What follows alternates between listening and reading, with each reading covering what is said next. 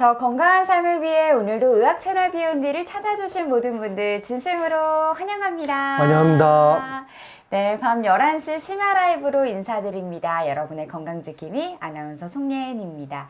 한 달에 한 번 찾아오는 이 시간 여러분들 많이 기다리셨죠? 영화와 의학을 접목해서 알아보는 유익한 시간 오늘도 준비되어 있는데요. 오늘 이 시간은 영화는 물론 의학은 당연히 진심이신 탑동 365양 고병수 원장님을 만나 뵙기 위해 찾아왔습니다. 원장님 안녕하세요. 안녕하세요. 오늘 지금 11시잖아요. 네. 우리가 매주 첫째 주 수요일 밤 11시 한데 11시. 바로 24시간 전 어제 11시는 황당한 일이 있었죠. 깜짝 놀랐습니다. 저는 만우절인가 약간 네. 이런 느낌을 받았거든요. 네. 제가 연식이 있다 보니까 1979년도 군사반란 때 생겼던 계엄령 이후에 두 번째 겪는 계엄령입니다. 인생에 한번 겪을까 말까 그런 상황을 여러분들은 다 겪었어요. 맞습니다. 정말 네. 뭔가 교과서에 기록될 만한 맞아. 날이었습니다. 네. 아마도 해외에서 또 이렇게 시청 중이신 분들이 많은데 이제 외국인 친구들이 또 많이 연락이 오더라고요. 그쵸. 괜찮냐? 예. 한국 여행이 가능한 거냐? 뭐 이런 연락들을 많이들 예. 받아보셨을 텐데, 네, 오늘은 그래도 조금 가벼운 마음으로 네, 심야 방송을 진행해 보도록 하겠습니다. 이쁘다 노을님 들어오셨고요. 해오름님, 바닷바람님, 맞아요. 너무 겁났어요. 맞습니다. 오늘 심야 라이브 감사합니다. 붉은 로우님도 들어와 주셨는데요. 오늘은요, 여러분들이 굉장히 영화와 의학을 이렇게도 접목시킬 수 있구나. 전 되게 흥미로운 주제라는 생각이 들었거든요. 정신질환자의 족쇄를 풀다. 뭔가 영화의 타이틀처럼 오늘의 아주 주제를 꼽아주셨네요. 족쇄를 풀다는 말은 정신의학사에서 아마 한마디를 꼽아라 하면 이 얘기를 꼽을 거예요. 족쇄를 풀다. 가장 중요한 말이고 정신의학 역사의 시대를 바꾼 네. 그런 말이에요. 그래서 차차 말씀을 드릴 건데 네. 늘 말씀드리지만은 정신의학을 담당하는 전문의 선생님들 많거든요. 근데 많은데 제가 이걸 하는 이유는 그 정신질환의 세세한 것들을 말씀드리려고 하는 게 아니고 재밌게 영화와 버무려서 안내를 하는 겁니다. 절대 제가 많은 것을 얘기할 게 아니에요. 오해하지 마시고 네. 또 막 구체적으로 물어보지 마세요. 다른 그 정신과 선생님들이 화내요. 정말 그냥 알면 좋은, 알고 있으면 좋을 알쓸신잡의 느낌을 여러분 좀 여겨주시면 좋겠고요.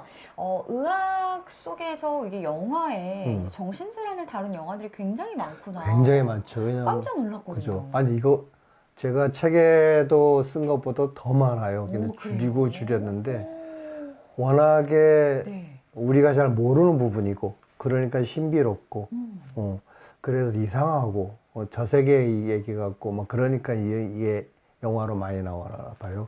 그래서 아마 시간이 되면은 이번에는 아마 정신의학의 어떤 역사를 간단히 말씀드리고 그다음에 특히 조현병 그 중에서 핵심은 조현병이잖아요. 네. 조현병에서 대해서 하고 다음에 한 두 번, 한 번 이 시간 들여서 이쪽 분야 다른 정신질환에 대해서 영화 접목해서 아마 소개를 해드리고 싶습니다. 네, 오늘은 정신질환과 영화를 접목해서 좀 역사에 대해 한번 훑어보는 시간 준비되어 있습니다. 아프지마 토토님은 안녕하세요. 밤 라이브 너무 좋아요 해주셨고요. 푸르름을 준다님도 주제가 너무 좋습니다. 전국 여행님도 선생님 우울증은 좀 치료가 안 되나요? 라는 질문을 주셨네요. 우울증은 거의 치료된다고 봐야 돼요. 요즘 약물도 너무 좋고 네. 그 정도만 간단히 하겠습니다. 네. 오늘은 조현병. 조현병. 네. 찔레코님은 조커도 정신질환자인가요? 그쵸. 영화 이야기니. 조커가 배트맨 시리즈에서 여러 명 나와요. 네. 그럼 이따가 또 보여드릴 거니까 그때 다시 얘기할게요. 오늘은 여러분 끝까지 시청을 해주시면 너무 좋습니다. 제가 오늘도 예습차 이제 원장님의 책 영화관에서 만나는 의학의 세계를 읽고 왔는데 옷 색깔하고 똑같아. 그렇네요. 톤을 맞췄습니다. 아니 이 책을 읽으면서 깜짝 놀랐던 게 네. 와, 과거에는 이 정신질환에 대해서 뭐 귀신이 들렸다는 등 아니면 정신병원에서 또 굉장히 좀 무섭게 치료 아닌 치료를 했더라고요. 그렇죠. 이게 사실 따지고 보면은 무시무시해요. 깜짝 놀랐어요. 근데 사람으로 안 봤던 거죠. 뭐 원시대부터 쭉 이렇게 오면은 어쨌거나 고대 아니면 중세 때까지는 어떻게 정신질환자를 치료한지 아세요? 정신질환의 대표적인 게 조현병입니다. 예, 조현병 같은 경우는 옛날에 우리 미쳤다 하잖아요. 네. 대개는 귀신 들렸다. 영혼이 나갔다.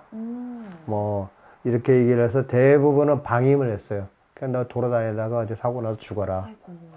방임을 하거나 어떤 캐나다의 어떤 자료를 보면은 구덩이 묻어서 움집으로 만들어서 거기서 먹고 살고 뭐 싸고 똥도 싸고 거기서 먹고 사고 하게 그러니까 거의 동물로 취급했네요. 돼지 같은 정도 수준으로 취급을 했던 거죠.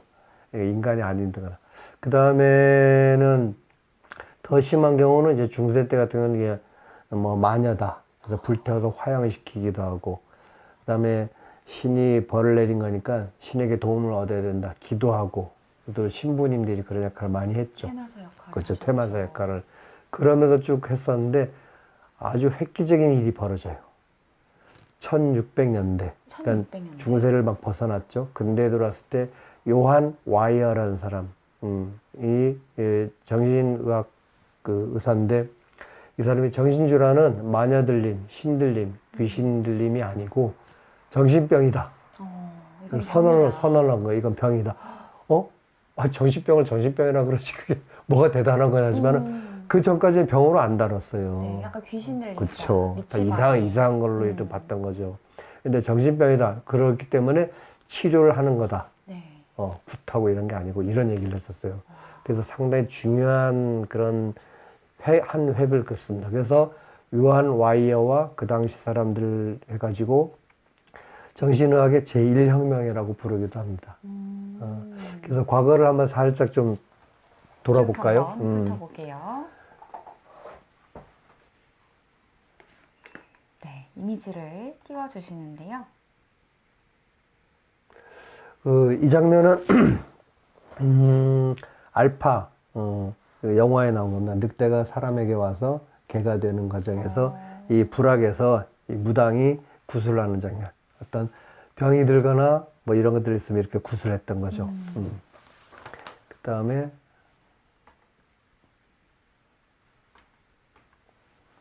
뭘로 넘어가지? 네. 껐다 키셔야 되는 것 같아요. 이걸 또 꺼요. 다른 걸 껐네.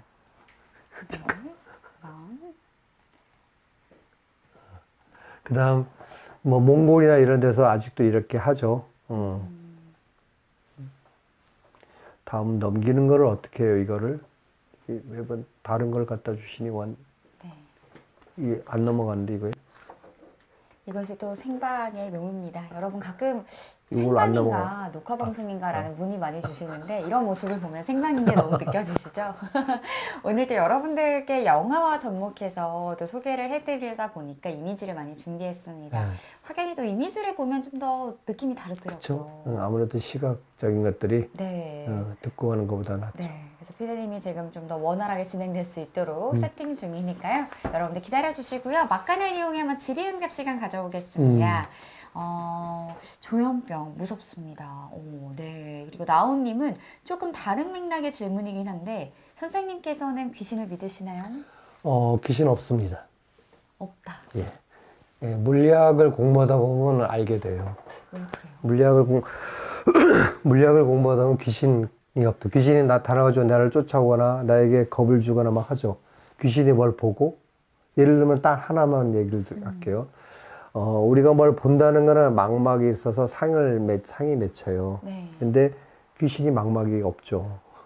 상이 맺혀서 누굴 따라온다는 것도 말도 안 되고. 근데 그런 건 있을 거예요. 예, 영이라든지 네. 정신세계란 이런 건 있을 수 있을 거라고 봐요. 근데 어떤 형체를 가진 귀신한 거는 없습니다. 그러니까 우리가 뭐 예를 들어 심야 뭐 예전에 뭐 공포 영화 이런 거 보면은 흰색에다가 머리를 탁 내려가지고 막 둥둥둥둥 복도를 따라오는 이제 그런 모습의 귀신을 말씀하시는 그렇죠. 거잖아요. 그런 건 없어요. 네. 네. 이렇게 되니까 속 시원한데요.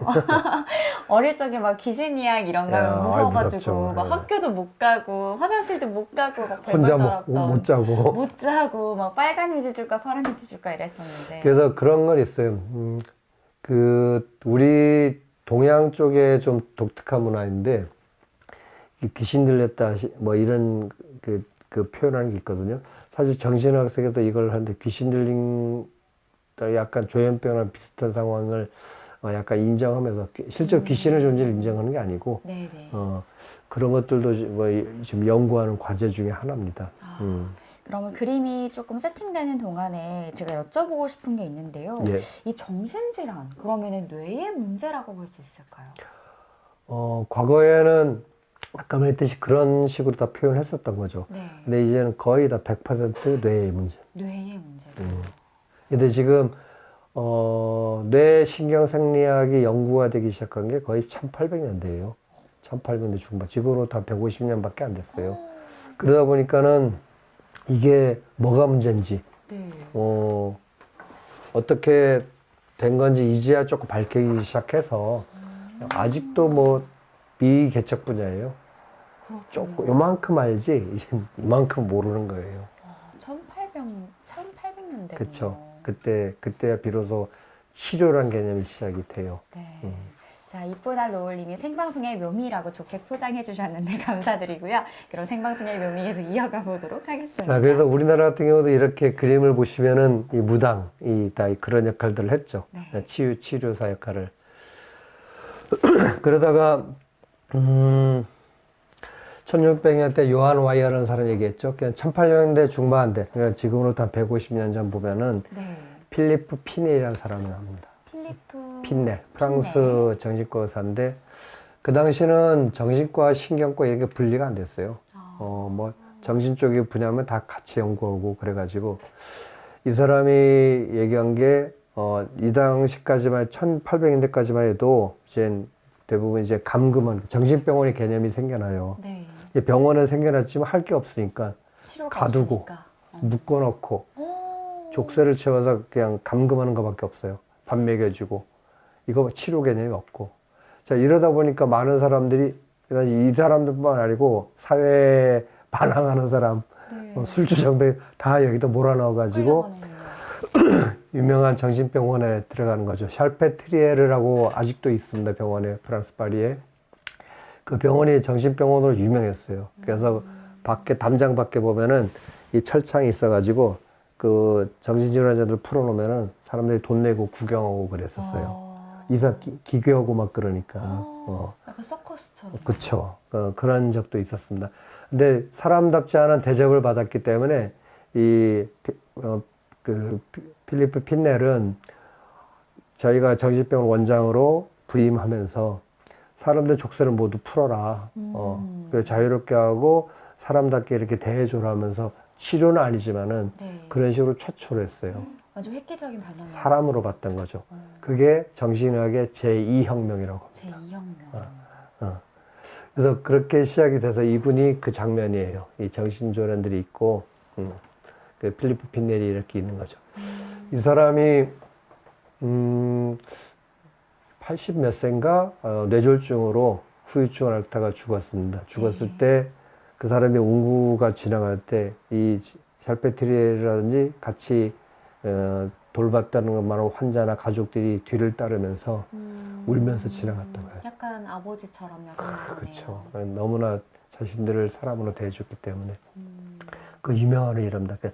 정신질환자의 족쇄를 풀다. 이건 정신의학 역사에서 아주 유명한 말이에요. 족쇄를 풀다. 이 구현 설명을 들으니까 이 족쇄를 풀다라는 의미를 조금 더 이해하게 됐어요. 그러다가 1900년대 아니 그러니까 1800년대 말 중반 넘어서부터 이제 신경 생리학, 뇌 생리학이 발달하기 시작해요. 네. 예, 그러면서 뭐 최면요법, 전기 충격, 뭐 뇌 수술 이런 것들이 생겨나죠. 뇌 수술. 뇌 연구가 많이 되다 보니까는 그러다가 20세기 초, 그러니까 1900년대 초죠. 1900년대, 1910년, 20년 이때야 약물이 만들어져요. 우리가 항생제 1940년대 만들어지죠. 그런 것처럼 20년대 약물이 만들어지기 시작해서 획기적인 변화가 이루어져요. 치료할 수 있구나. 혹시 제3혁명? 예, 이게 정신하게 제 삼명동이라고 합니다. 예, 그런 역사들을 가지고 있고, 그 다음에 20세기에 들어와서는 1900년대 중반 넘어서 중후반부터는 이제 사회 환원, 사회 감금하거나 정신병원 있지 말고 사회로 돌려보내야 된다. 가족, 사회로 섞여서 지내게 하고 가족들과 있게 해야 된다. 뭐 이 얘기는 마지막 끄트머리에 한번 다시 할게요.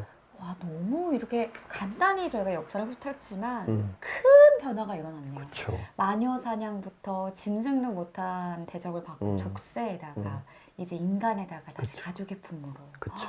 와, 이 끝부분은 할 얘기가 많아요. 좋습니다. 문제가 심각해요. 네. 예. 그래서 그런 역사를 보고 다시 자 그래서 아까 뭐 우리가 뇌수술 얘기를 했잖아요. 뇌수술까지 왔다. 근데 전에 그 보여드렸던 장면이죠. 이런 구멍이 뚫린 이유는 뇌에 피를 고인 걸 빼거나 아니면 어떤 치료 행위를 하기 위해서 구멍이 뚫어진 거지 다친 게 아니다. 이거 보여줬을 텐데. 한번 보여주셨던 예. 것 같아요. 이러한 것들도 한 4, 5만 년 전 호모사피엔스 시대에도 있었다. 이런 얘기를 했던 거고. 저그 중세 때 보면은 보세요. 이게 자세히 보면은 정으로 이거 뇌를 뭐예요? 뚫고 이렇게 돌리면서 뇌를 뚫어요. 오 마이 갓. 정신질환자들의 치료 방식이죠. 근데 이게 지금도 이거 써요. 이렇게 하고 이것뿐만이 아니고 자 어떤 수도승 같은 사람이 성수를 들고 있고 네. 어떤 사람이 이 뇌를 이렇게 쪼개고 있어요. 그런 치료를. 이분도 정신질환 병을 앓고 있었겠죠. 이러한 것들이 민화처럼 많아요. 이런 그림이. 이 말은 이런 치료를 거의 뭐 1600, 700년대까지 했다. 네. 이렇게 생각하시면 됩니다. 그래서 뇌수술을 보면은 이 장면은 뭐냐면은 제가 모식도로 가져왔는데 이마 따라해 보세요. 이마, 앞, 이마 앞, 옆, 이마 앞, 옆, 그 옆이 아니고 이파리 옆자. 이파리 옆, 이마 앞옆, 이마 앞옆, 절개술. 절기술, 예. 이마 앞옆, 절개술 말이 좀 어려운데 네. 의학 용어로는 제일 쉬운 용어예요. 이마 앞옆, 절기술. 그런 식으로 나와야겠네요. 이걸 아픈 풀이라고 영어는 이게 이마는 이마 옆은 프론탈 롭이라 그래요. 프론탈 앞이라고 해서 그다음 절개술은 로보톰이라 그럽니다. 근데 이게 번역을 잘못하거나 의학을 얼추 잘못 이해한 사람들이 이거를 이 영화를 소개하는데도 보면은 이 이마암녀 절개술을 하는 영화가 있어요, 많이. 근데 거기에 소개하는 거 보면은 전두엽 절제술 이렇게 표현. 전두엽은 옛날 한자 용어예요. 네. 요즘은 한글로 쓰는데 뭐 어쨌거나 전두엽도 좋아요. 전두엽 절제술이라고 쓰는데 이게 잘못된 겁니다. 된 거예요? 실제로 찾아보면 있어요. 절개술은 자른다는 의미예요. 네. 자, 뇌는 신경으로 연결되어 있기 때문에 자르기만 해도 이 신경절단이 안에서 그 역할을 이뤄요. 우와. 그래서 이마 앞 그 손을 보는 건데, 근데 절제술이란 말은 로벡톰이라 그럽니다. 그는 잘라서 드러낸다는 뜻이에요. 네. 잘라서 드러내지 않거든요. 근데 이게 번역을 잘못하거나 이해를 잘못해서 잘못된 용어를 썼는데 네. 한자로 쓰려면은 전두엽 절개술. 절개술. 우리말로 하면 이마 앞 옆 절개술. 절개술이라는 말을 써야 됩니다. 절개술. 여러분들 한번 찾아보시면 그렇게 돼 있어요. 네. 그런 얘기를 좀 하고 싶고 요게 그 장면입니다. 처음에는 뇌에 구멍을 뚫어서 이게 이 조현병이라든지 정신질환 이렇게 많은 역할을 했기 때문에 요 부분을 손볼로 뇌를 뚫어 가지고 거기를 알코올을 넣거나 네. 뭐 약을 넣거나 아니면 기계를 넣어서 거기를 막 으깨서 망가뜨려요. 망가뜨리면은 이제 그 부분이 기능을 안 하는 거죠. 네. 근데 언제냐 1935년에 그 포르투갈의 에가스 모리스라는 사람이 네. 간단하게 하는 방법이 있는데 그 방법을 고안했던 거죠. 근데 이게 미국으로 가가지고 이게 많이 보던 거 아니에요? 코 이거. 예, 와인 따개나 이런 거예요. 네. 그런 거를 해가지고 코 쪽으로 눈 쪽으로 들어가서 네. 눈을 건들지 않고 이렇게 들어가 뇌로 바로 직행하더라. 거기로 들어가서 약물을 넣거나 알코올을 넣거나 이렇게 막 네. 으깨면은 그 뇌가 파괴되잖아요. 네. 당연히 마취를 하겠죠. 그런 방법을 고안해니까 수술 안 해도 되고 간단하게 해가지고 되게 인기를 끌었고 모리스라는 사람은 노벨 생리학상을 받아요. 그래서 1930년대부터 1960년, 70년대까지 되게 이게 성행을 했어요. 네. 자, 그 좋았을까? 뇌를 건든다는 그게 저는 좀 마음이 찝찝하네요. 그렇죠. 그 다음에 최면요법 이런 게 생기는데 이거는 영화로 이따가 말씀드릴게요. 그러다가 최면술이라고 우리가 흔히 얘기하는 최면요법이 나옵니다. 그런 최면요법은 자 시계. 얘기를 보세요. 네. 하나 둘 셋 하면 잠이 든다. 하나 둘 셋 뭐 이런 거 말이야. 실제로 그렇게 능숙한 사람들은 실제로. 근데 그 사람의 정신 무의식의 정신 속에서 들어가 가지고 그것을 조정하고 그런데 제가 듣기로는 잘 모르겠지만은 이 최면요법 같은 경우는 정신의학에서 잘 안 써요. 아, 그래요? 두 가지 이유가 얘기하던데 하나는 뭐냐면 그 사람이 무의식 속에 들어가서 치료가 될 수 있고 안 될 수 있는 불안정한 그런 상태가 되고 두 번째가 제일 커요. 그 사람을 조정할 수가 있어요. 무의식에 들어와서 나는 당신 아빠야 이렇게 만들어 놔. 그럼 나를 아빠로 생각해. 아빠겠죠. 그런 것처럼 네. 그래서 그런 부작용이 너무 심해서 사실은 정신학에서 잘 안 쓰려고 그럽니다. 아직도 하긴 하는데. 그리고 최면요법. 자, 그 다음에 정신학의 어떤 새로운 패러다임은 아니지만은 아주 획기적인 일이 벌어지죠. 1800년대 말에 프로이트. 프로이트. 유명하죠. 지금은 또 프로이트, 칼 융 이런 사람이 등장합니다. 지금은 또 그냥 그때부터 실질적인 정신의학의 치료라는 게 개념이 생겨요. 1800년대. 예, 1800년대 말 1900년대 초죠. 1900년대 초. 정말 지금 최근이네요. 100년 전. 네. 지금은 또 프로이드 다 아시잖아요. 정신분석학의 창시자이면서 이 사람의 그 정신세계와 주로 꿈을 이용해서 분석을 해서 이 사람의 문제가 뭐다. 그 다음에 이거 문제를 해결하기 위해서 계속 얘기를 들어. 네. 찾아내고. 그럼 이 사람은 해소가 되고 자기 문제를 직시하게 되는 거죠. 네, 여기 하게 되면 어려운데 에고, 슈퍼에고, 이드 이런 얘기를 알아야 돼요. 네. 자, 에고는 자, 슈퍼에고는 초자, 이드는 뭐 자기 뭐라고 해야 되나, 뭐 본성이라고 해야 되나? 근데 이게 다 무의식이에요. 아, 그래요? 예, 슈퍼에고도 에고는 에고 슈퍼에고는 약간 도덕에 가깝고 네. 막 너 이렇게 하면 안 돼, 저렇게 하면 안 돼, 똑바로 살아 이런 거고 에고는 자아고 네. 이드는 자기 본성.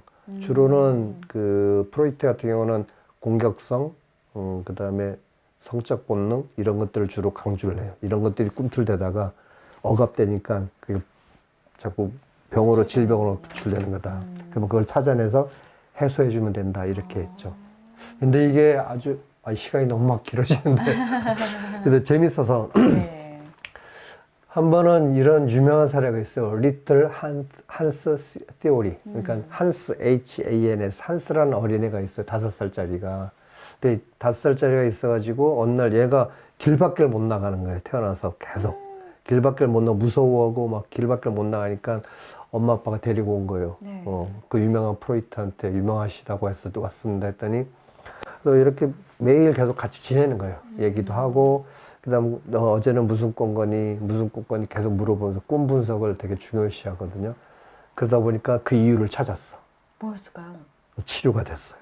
그래서 길거리 가서 전혀 무섭지 않아. 자, 잘 보세요. 어떤 과정이냐면 왜 얘가 나중에 프로이트가 분석해서 결론을 내린 게 그겁니다. 얘 한스는 5살짜리가 왜 길 밖에 못 나갈까? 그 당시 1800년대 말 1900년대 초에는 자동차가 없기 때문에 길에는 뭐가 다녔죠? 마차하고 말들이 다녔어요. 네. 그럼 마차하고 말들이 얘하고 무슨 관계일까? 자, 말들은 그 성기가 이렇게 크잖아요. 그죠. 순말 같은 경우는 이 순말은 아버지하고 대치되는 거예요. 대비되는. 그러니까 비슷하게 여겨지는 거예요. 자, 밖에 나가면 말들이 있어서 이런 것들이 갖고 오줌도 싸고 똥도 싸면서 이 성기를 내놓고 다니기도 했는데 말을 하면은 어떻게 그런 어떤 남근하고 연관이 돼요. 힘 이런 느낌. 남근하고 연관돼. 그래서 그러다 보니까 말이 무서워서 안 가는 거고. 그럼 왜 말이 무섭지? 그러니까 아버지랑 연결되는 거예요. 근데 왜 아버지가 왜 무섭지? 한스는 어린 때부터 엄마의 사랑을 독차지하고 싶은데 네. 엄마의 사랑을 독차지하려고 하다 보니까 아버지랑 대립되는 거야. 저 아버지가 나를 때릴 거고 혼낼 거고 나를 죽일지도 몰라. 이런 것이 무의식 속에서 있는 거예요. 실제로는 안 그런데. 그러니까 그러다 보니까 아빠랑 대비되는 게 말이고 네. 말은 거리에 많으니까 거리를 못 나가는 거. 그러니까 아버지가 무서웠던 거죠. 무의식에서. 실타래를 풀어줬네요. 그렇죠. 그래서 그걸 풀어가지고 그러면은 그것이 넌 이러면 안 돼, 이렇게 해야 돼 하면서 그 풀어줬더니 좋아진 거예요. 와. 이게 무의식의 세계예요. 예, 무의식의 세계는 우리가 모릅니다. 네. 그래서 그것 때문에 정신질환이 벌어지고 그런 거죠. 우리는 알 수가 없어요. 그렇군요. 이상한 행동, 이상한 뭘 하는 것들이. 자, 그래서 프로이트는 근데 문제는 성을 중심으로 했어요. 네. 뭐 구강기, 학문기 하면서 성적 문제를 중심으로 다뤄가지고 그 제자인 칼 융은 그걸 반대했어요. 왜 성만 중요하냐? 성이 아닌 것도 있다. 그래서 집단 무의식이란 말을 씁니다. 집단적으로 역사적으로 형성되어 어떤 그런 세계가 있고, 그런 것들이 어떤 정신적인 분야하고 이렇게 부딪히거나 해소되거나 한 거다. 뭐 이런 얘기를 합니다. 제가 간단히만 얘기하는 거예요. 이따만한 책이. 그래서 칼 융은 프로이트와 같이 교류하기도 하지만은 독립해서 자기 이론을 펼치죠. 그래서 칼 융의 이론을 아직도 좀 많이 씁니다.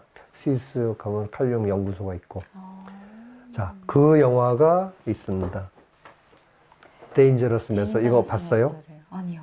블랙스완의 너무나 이 사람이 코수염 난 사람, 이 사람이 지그문트 프로이트 오른쪽에 있는 사람, 왼쪽에 있는 사람이 칼 융이에요. 아, 그래요? 정신분석학의 최초의 사람들.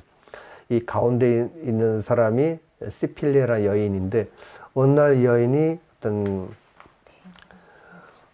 위험한 방법이라는 뜻인데 일단 이 여인이 부잣집 유태인 집안인데 부잣집인데 실려와가지고 칼 융한테 맡겨져요. 네. 근데 이게 하다 보니까 자꾸 이게 옛날에 히스테리라 그랬어요. 뭐 모르면 히스테리야. 뭐 모르면 여자들 히스테리 부린다고 하는 게 히스테리가 자궁이라는 뜻이에요. 아, 그래요? 자궁이 없는 여자 아니면 자궁 때문에 이런다 해가지고 자꾸 그래서 히스테리란 히스테리예요. 말을 붙이는 거예요. 여자들을 뭐 삐딱하고 이상하면은 안 좋은 말이에요. 그런 말 쓰면 안 되는데. 안 돼요, 안 돼요. 그래서 히스테리라고 막 이렇게 했는데 분석하다 보니까 뭐가 문제가 있고 해결하려고 막 노력하죠. 근데 좋아져 가지고 이 사람은 최초의 여성 심리 정신분석학자가 돼요. 나중에 의사가 돼서. 근데 말년이 좀 비참해요. 가족들과 함께 유태인이기 때문에 2차 세계대전이 시작되면서 가족들이 다 몰살당해요. 아이고. 그 다음에 지그문트 프로이트는 이 시가 계속 물고 있잖아요. 네. 구강암으로 죽고. 아이고. 그 다음에 칼 융은 오래 살았어요. 뭐 80세, 90세까지. 이 영화는 이렇게 세 명이 동시에 나온 영화가 없습니다. 이 영화 보면서 와, 지금 내가 좋아하는 키에라 나이틀리, 되게 연기를 잘해요. 네. 막 이게 몸이 비틀어지는 그런 증상을 보이고 여러분들에게 강추하는 영화입니다. 데인저러스 메소드를 기억해둬야겠네요. 정말 훌륭한 영화예요. 자, 그 다음에 우리가 볼 게, 그래서 본격적으로 이 조현병에 대해서 한번 좀 얘기해 보려고요. 남은 시간이. 저에겐 20분이라는 시간이 주어졌습니다. 이 조현병, 영어로는 스키조프레니아라고 그럽니다. 스키조프레니아. 근데 조현병이라는 말이 최근에 바뀌었잖아요. 어떻게 바뀌었을까요? 그 전에 이름이 뭔지 몰라요? 네. 정신분열증. 저는 조현병이라고 알고 정신분열증. 정신분열증. 예. 그 전이 조발성 치매. 정신분열증이란 말이 이 정신이 뭐 분열돼서 이상하다 이런 뜻으로 해서 정신분열증이라는 말을 오래도록 썼는데 근데 난 용어를 바꾸는 게 별로 좋아하지 않아요. 그래봤자 그건데 스키조프레니아라는 영어는 그대로인데 왜 우리만 바꿀까? 근데 이유가 있긴 있어요. 2000년 초반에 일본이나 중국 때만 이런 데 다 바뀌었어요. 말들이. 네. 근데 우리나라하고 바뀐 이유가 그런 약간 낙인을 찍는다 생각해가지고 이름을 바꿨는데 조현병이란 말은 현을 조율한다. 검은고나 이렇게 칠 때 뭐 이렇게 바이올린도 그렇고 현을 조율한다. 이 소리도 다양하게 나는 것처럼 이 질환도 다양한 증상이 있어요. 다양한 증상이 있고 이거를 잘 조율하면서 고쳐나간다. 이런 그래서 뜻에서 조현병 이런 말을 지었습니다. 이거는 한 시에서 따온 걸 거야 아마. 이게 이름을 만들 때. 그래서 조현병이라는 말을 씁니다. 우리는 그래서 근데 이 조현병의 역사가 정신의학의 역사랑 거의 일치하기 때문에 되게 오늘은 그것에 대해서 말씀드리는데 뭐 자세히 제가 오늘 처음에 말씀드렸듯이 자세히 말씀드릴 건 없고 제일 중요한 게 증상이 망상이에요. 망상. 잘못된 생각. 잘못된 생각이 있으니까 잘못된 행동을 합니다. 네네. 송 아나운서는 모르겠죠. 나는 어릴 때 고등학교 때인가 중학교 때인가 고등학교 때 같다. 9시 뉴스를 이렇게 보는데 갑자기 어떤 남자가 뛰어들어와서 그 유명한 앵커예요. 네. 내 귀에 도청자지가 오, 들어있습니다. 저 알아요. 끌려가잖아요. 지금도 짤로 그 돌아다니고. 황당해하는 아나운서의 표정. 네. 그래서 그 사람이 조현병 질환자인데 이게 어떤 망상을 가지고 잘못된 생각을 가지고 있어요. 그거는 자기는 모르죠. 무의식이기 때문에. 예, 그런 거라든지 뭐 다양한 증상들이 있습니다. 되게 많은데 이 조현병의 망상에 대해서는 그 독특한 게 있어요. 시대마다 달라. 네. 시대마다요. 그렇죠. 예를 들면 일제시대 강점기 같은 경우는 순사가 나를 쫓아온다. 이렇게 자꾸 아무도 쫓아가지 않는데 자기는 계속 그러고 다녀. 순사가 나를 쫓아오고 날 숨어야 돼. 그 다음에 요즘 같은 경우는 1980년대 같은 경우는 이제 암울한 군부 독재기 시기가는 안기부에서 나를 도청한다. 안기부가 나를 쫓아온다. 네네. 이렇게 그 시대별로 바뀌어요. 그 시대 상황을 자기가 반영하면서 그걸 자기가 만들어내는 거죠. 그렇죠. 그런 특징이 좀 있어요. 와. 그 관련한 영화가 뭐냐면은 이거예요. 뷰티풀 마인드. 러셀 크로우가 나오는데 그 당시 아주 유명한 그 수학자인가 그럴 거예요. 존 내쉬라는 아주 천재예요. 아인슈타인보다 더 천재라고 하는 사람인데 이 사람이 FBI가 쫓아온다고. 이게 사실은 조현병 환자예요. 그래요. 근데 막 힘들어하고 그럴 때 자기 부인이 감싸주면서 잘 도와주죠. 잘 자기를 극복할 수 있게끔. 완전히 좋아하진 않았지만은 네. 그래서 어느 정도 자기 생활을 할 수 있게끔 바뀌어요. 존 내쉬 뷰티풀 마인드 되게 재밌어요. 여기 보면은 남겨주셨네요. FBI가 쫓아온다면서 계속 창문 뒤로 숨고 이런 장면이 나옵니다. 그게 괴로우실까. 망상이 시대별로 바뀐다 이런 걸 보여주는 거라고 봅니다. 그래서 앞에 봤는데 이 영화도 되게 재밌게 봤어요. 네. 2019년 나온 영화인데 이 아들과 부인, 아니 딸과 부인과 여행을 이렇게 가다가 어느 마트에서 차 세워놓고 마트에 들렸는데 이 공사장이 떨어져요. 남자분이요? 애가 떨어지는 걸 남자가 잡으려다가 둘 다 떨어졌는데 잠시 후 깨나 보니까 애하고 부인이 거기 잘 있어서 피가 나니까 너 병원에 데려가야겠다. 그래서 데려가서 차를 몰고 병원에 데려가요. 네. 근처 종합병원에 데려가서 그때 거기서 인적사항 다 쓰라 그러고 CT 찍어야겠다면서 병원 관계자들이 지하로 데려갔는데 감감무소식이야. 왜 그러지 하면서 그 카운터에 물어보니까는 그런 환자 온 적이 없는데요? 이런. 그러니까 뭔 소리야 지금 내가 접수해가지고 지금 검사하러 엘리베이터 타는 까지 다 봤는다니까 그럴 리 없대. 창밖을 보니까는 어떤 앰뷸런스 같은 게 나오고 장기를 실어가는 그런 박스가 지나가고 막 그래. 이게 그 장기 밀매범이다 이런 생각을 하면서 막 병원을 뒤집어 놓는 거죠. 그런 장면이 쭉. 그 다음은 스포일러가 되기 때문에. 봐야겠어요. 프랙처란 말은 골절이란 뜻이에요. 네. 뇌에 골절됐다고 해서 프랙처드란 영어인데. 반전 있을 것 같은데요. 아니 그냥 우연히 이렇게 여러 개 보고 있었는데 점점 빠져들어가지고 그 영화입니다. 이게 또 네. 조현병하고 관련이 있어요. 그렇구나. 이거 결론인데. 결론이 나와버린 것 같은데. 그 다음에 여러분들에게 보여줄 영화 광야들의 무도회. 요즘은 광야란 말 안 쓰지만은 영화 제목을 어떻게 할 수 없어서 이게 프랑스 파리 얘기인데 이게 샬페트리에르 병원이 나와요. 아까 유명하다는 거기. 그렇죠. 병원이요? 이 병원에서는 매년 크리스마스 전후를 해가지고 이 정신질환을 모아놓고 귀족이나 이런 사람을 모아놓고 기부금을 받으면서 그들을 위해서 시중 들고 댄스도 추고 이런 무도회가 열립니다. 그런 걸 하는데 이 영화는 뭐 그냥 평범하죠. 평범한데 이 멜라니 로랑 오른쪽에 있는 여성이 감독이에요. 아, 근데 감독님이 여기서 출연을 하신 거예요? 좀 조연으로 나왔는데 어떤 약간 처음에는 이 여자애가 정신질환자로 몰려가지고 병원에 감금되는 건데 입원하는데 이해를 못해. 이게 귀신들 됐다 그러죠. 네. 자기는 귀신을 본다.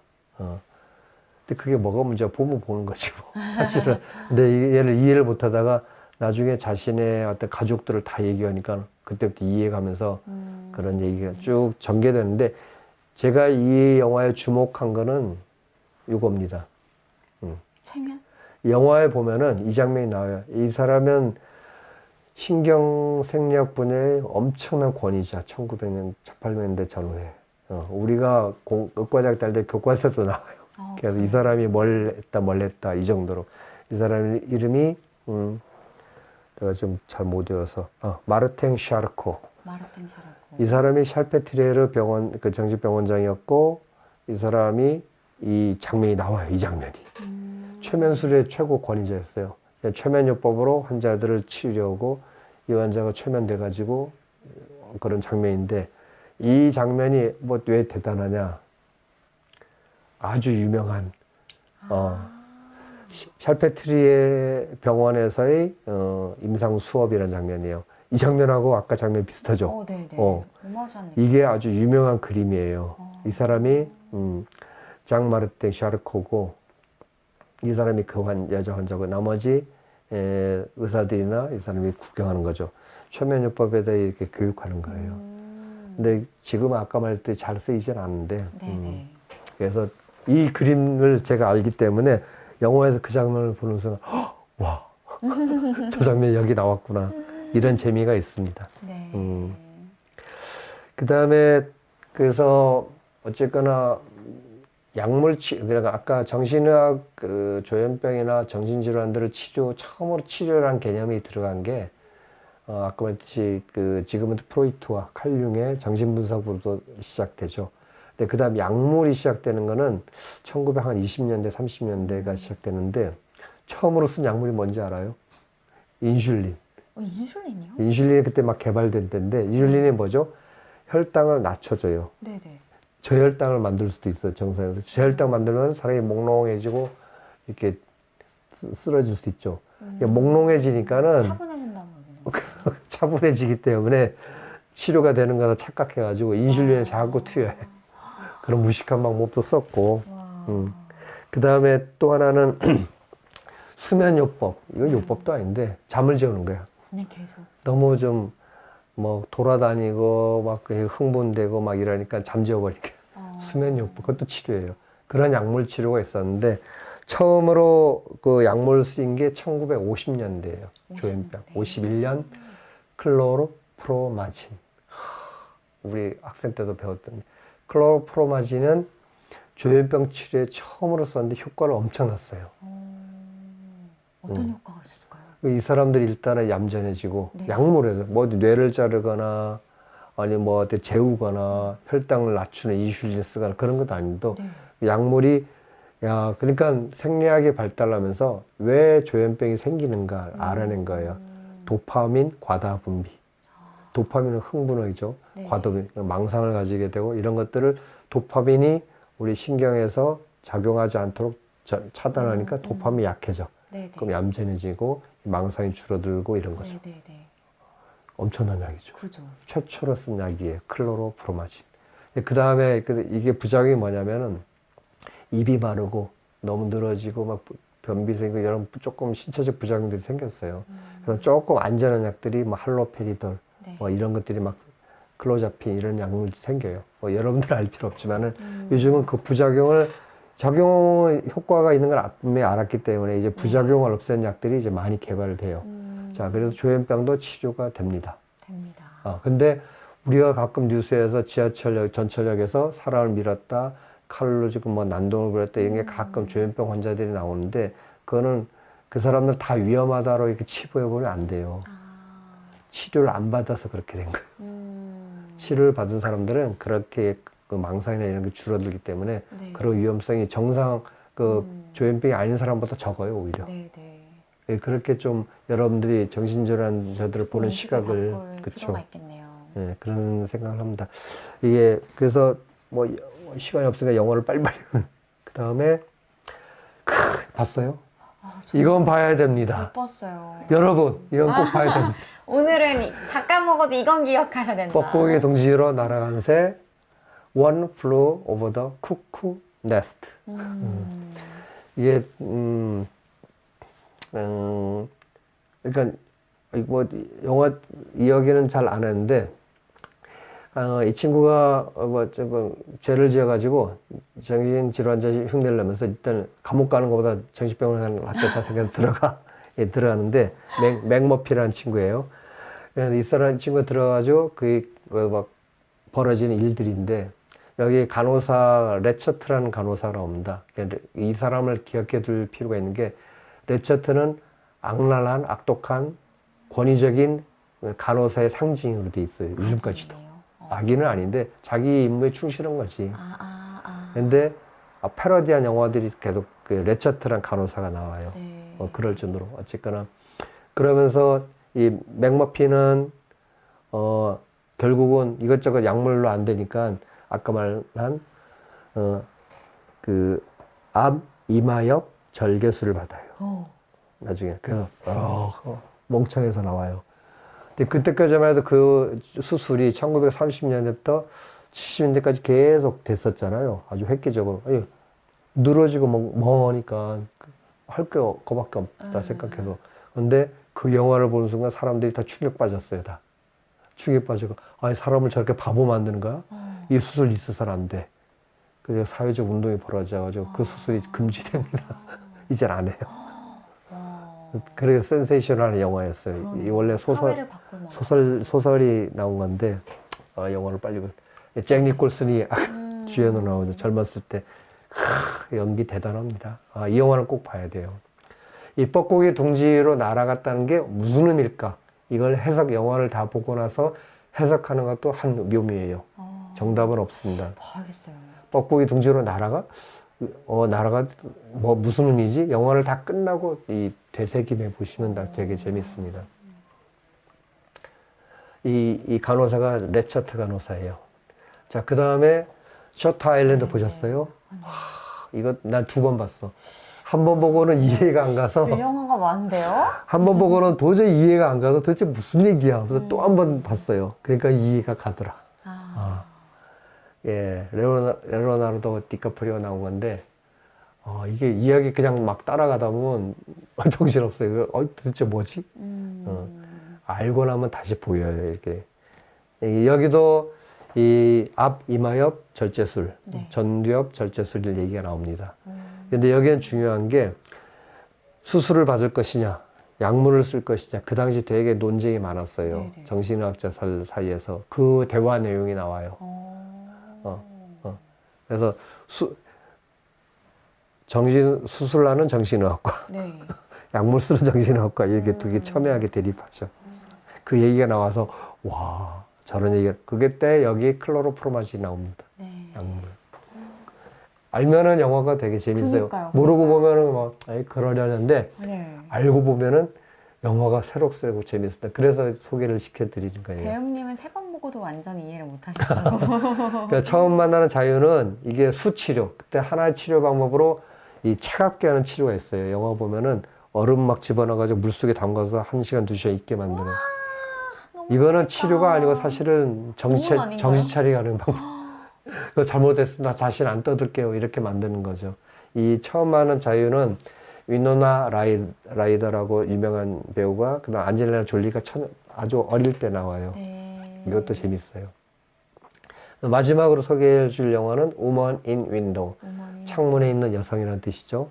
이게 소아정신과 의사인가 그럴 거예요. 이 여성이. 근데 밖에 광장공포증 같은 게 있어가지고 네. 밖에 나가지 못하는 거야. 그래서 의사인데도 다른 의사가 와서 자기를 계속 상담하면서 치료하고 그래요.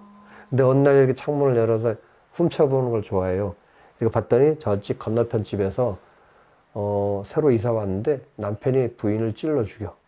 살인 사건이 벌어진 거야. 오마이갓. 아, 이걸 어떻게 하지? 이거 말려야 되나 말이야. 막 고민하면서 경찰에 신고를 했는데 경찰도 왔다가 그다음 자기한테 와가지고 그런 일 없었는데 무슨 일이에요? 그러니까 다 치웠겠죠. 여기까지만 얘기하고 네. 근데 이 조현병과 무슨 관계가 있을까?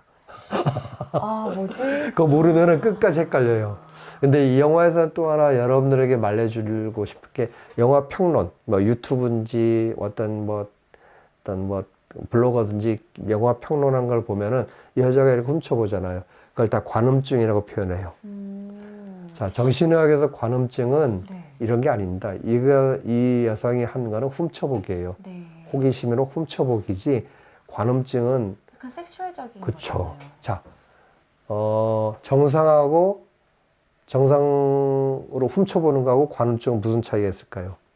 훔쳐보는 건 훔쳐보는 건데 관음증 환자들은 대개 정상적인 성행위에서 만족을 못 느끼고 변태적인 이상한 성행위로 만족을 느껴요. 네. 부인이 있어도 부인하고 만족 못하고 성행위를 못하고 여성의 집에 들어가서 팬티를 훔쳐오고 네네. 거기서 성적 쾌감을 느끼고 훔쳐보면서 쾌감 느끼고 네. 뭐 이런 것에서 쾌감을 느끼는 게 약간 그런 거죠. 완전 다르네요. 이게 관음증이라는 건 정신학 성적 정신학 용어입니다. 전혀 다른 거예요. 그래서 자꾸 그거를 관음증을 표현을 해요. 네. 그렇게 쓰면 안 돼요. 명확히 훔쳐보기. 알고, 훔쳐보기. 그래서 오늘은 뭐 이 정도까지 영화를 소개하고 아이고 네. 나 짧은 시간이지만은 얘기도 좀 들어봅시다. 그래서 몇 개 골라서 지금 네. 소개한 영화들을 보시면 되게 재밌어요. 볼 영화가 많아요. 오늘 이제 방송이 끝나면 내일이 되는데 네. 오늘 영화 많은 리스트를 넣어야 될 것 한번 쭉 한번 같습니다. 볼까요? 네. 자, 원장님 책도 너무 재밌게 읽었어요. 고맙습니다. 네, 영화 안에서 만나는 의학의 세계 많이 사랑해 주시고요. 바밤바님이 곡성 영화 보셨나요? 너무 봤죠. 무서웠어요. 무서우셨나요? 아니 별로 안 무섭던데. 그 다음에 네, 산후우울증도 우울증의 일환인가요? 그것도 이것도 우울증의 정신질환인지 일환이죠. 근데 궁금합니다. 정신질환은 여러분들 너무 이상하게 생각할 필요 없어요. 제가 병원에 있으면 외국 환자 사람들은 우울증을 가볍게 먹어. 그래서 와서 이거 처방해 달라고 하거든요. 네네. 근데 나도 먹고 남도 먹고 다 먹는 거예요. 근데 정신질환들을 다 이상하게 볼 필요가 없습니다. 특히 우울증 같은 경우는 그렇게 볼 필요가 없어요. 그냥 가볍게 보시고 치료가 잘 됩니다. 조현병은 약만 잘 먹으면 된다는데 맞는 이야기인가요? 맞습니다. 네. 그건 어느 정도 조절이 돼요. 예전에는 정신질환을 야만적 마녀몰이로 봤었네요. 요즘도 정신병이 있으면 거리를 좀 두게 됩니다. 라고 해주셨고요. 영화를 보면서 공감해 주시면서 역시 선생님께서 엄청 박학다식 하시네요. 영화 꼭 챙겨보겠습니다. 제가 가정학과라서 그래요. 치매에도 정신약을 쓰면 포악해진 성격 제어가 가능한가요? 같이 쓰기도 합니다. 치매 억제제, 치매약은 아직도 개발이 안 됐어요. 진행을 억제하는 정도인데, 근데 일단은 뭐 선망이라고 하죠. 헛된 것이 보이기도 하고, 약간 성격이 좀 나빠지기도 해요. 막 성질 부리는 사람도 있어요. 그런데 같이 약을 쓰기도 합니다. 네, 관음은 그렇군요 해주셨고요. 소개해주신 영화만 봐도 일주일 금방 가겠습니다. 찔레코님은 주변에 조현병 환자가 있으면 자극하지 말아야 할까요? 친근하게 다가오려고 하는데 거리를 둬야 할지 고민이 됩니다. 그냥 뭐 편하게 그 친구처럼 그냥 이렇게 하시면 되는데, 이분들의 특징이 약간 집착이 있어요. 자기를 잘해주거나 뭐 하면은 계속 이렇게 사실 시쳇말로 귀찮게 해요. 그러니까 너무 그러니까 그 상태 보고 달라요. 그런 경우에 있으면 약간 거리를 두서 귀찮게 하지 말라 이런 뜻을 해도 되고, 그게 아니면은 그냥 친하게 다른 평범한 사람처럼 같이 해줘도 됩니다. 네, 심야 라이브 짱입니다. 다음 방송도 기다리겠습니다 하셨고요. 혼성 간수로 선망이 오면 안 좋은 증상인가요? 일단 선망인 경우는 일시적으로 오는 경우도 있고, 간경화라든지 이럴 때 뇌에 영향을 줘서 일시적으로 오기도 하고, 아니면 여러 가지 상황에서 올 수가 있습니다. 예, 그래서 나이 드신 분들 같은 경우 뭐 간성 혼수 때문에 생긴다든지 이럴 때는 밝게 해줘야 돼요. 네. 어두우면 안 돼요. 밝게 해주고 그러면 약간 좀 효과가 효과가 있습니다. 네. 자, 어느덧 이렇게 오늘도 영화와 정신질환의 족쇄를 풀다를 함께 엮어서 이야기를 나누다 보니까 그것만 잠깐만. 아까 네. 서두에 말씀드렸듯이 지역사회 환원. 정신질환자를 이제는 지역으로 보낸다. 이게 1950, 60년대 이후의 일인데 지금 우리나라 같은 경우는 문제가 지금 정부에서 그걸 시행하고 있는데 문제가 뭐냐면은 준비가 안 됐어요. 그 정신질환자, 즉 조현병이나 이런 환자들을 가족들이 품을 준비가 안 돼 있고 정부나 지자체에서 지원해 주면서 해야 되는데 그 지원도 안 돼 있고 네. 무조건 풀어라 이렇게 보니까 정신과 정신학과 의사들이 지금 돌아버리겠다고 이런 게 다 맞물려야 이상과 됩니다. 현실이 그렇죠. 조금 차이가 있네요. 예를 들면은 지금 힘든 내 정신조현병 환자를 당신 가족에게 보내면 감당할 수 있겠어요? 그럼 그 지역사회 감당할 수 있나요? 이런 준비가 다 돼야 됩니다.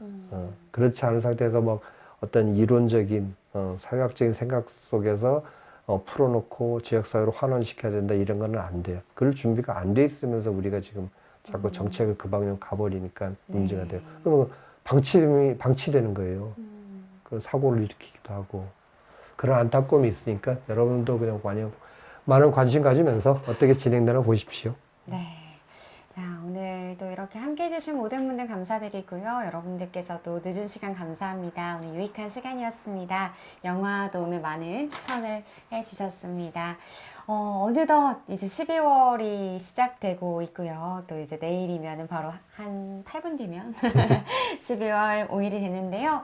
날씨가 많이 춥습니다. 여러분도 환절기 감기 조심하시길 바라면서 오늘 이 시간 탑동 365 의원 고병수 원장님과 함께 했습니다. 감사했습니다. 네, 고맙습니다.